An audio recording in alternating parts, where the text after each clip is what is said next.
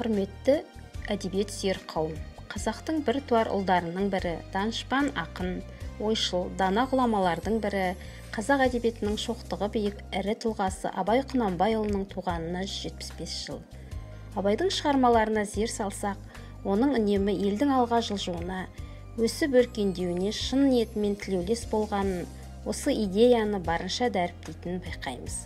Абай қазақтың дамылсыз оқып үйренгенін бар жан тәнімен қалады. Оның шығармаларындағы ой тұжырымдар әрбір жастың бойында халқына, елі мен жеріне деген патриоттық сезімді орнықтырады.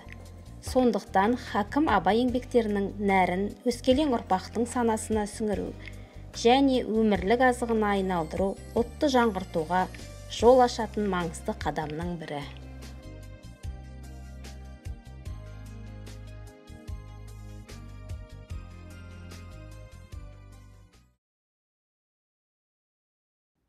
Өлең сөздің патшасы, сөз сарасы, қиыннан қиыстырар ер данасы, тілге жеңіл, жүрекке жылы тиіп, теп-тегіс жұмыр келсін айналасы.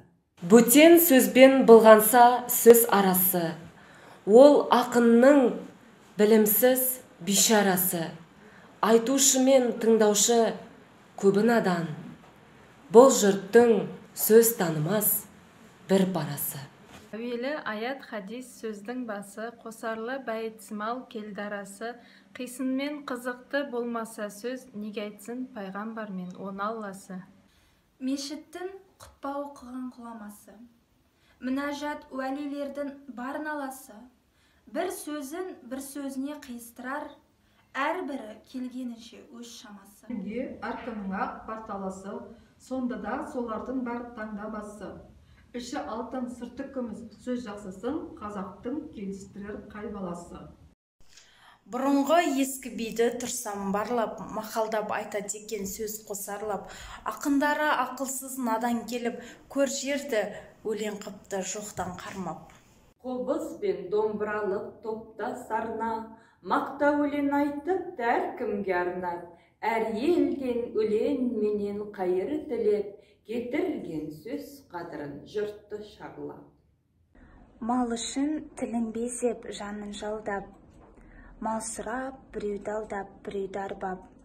Жат елде қайыршылық қылып жүрдің, өз елін бай деп мақтар Құдай қарғап. Қайда бай мақтаншаққа барған таңдап, болса да бай болмапты қанша малдап. Қазаққа өлең деген бір қадірсіз, бұл жырақ көрінеді солардан дақ. Ескі бейше отырман бос мақалдап, ескі ақынша мал үшін тұрман зарлап. Сөз түзелді, тыңдаушы сенде түзел, сендерге де келейін енді аяндап. Ынсап, ұят, арнамыз, сабыр талап, бұларды керек қылмас ешкім қалап. Терең ой, терең ғылым іздемейді, өтірікпен өсекті жүндей сабап.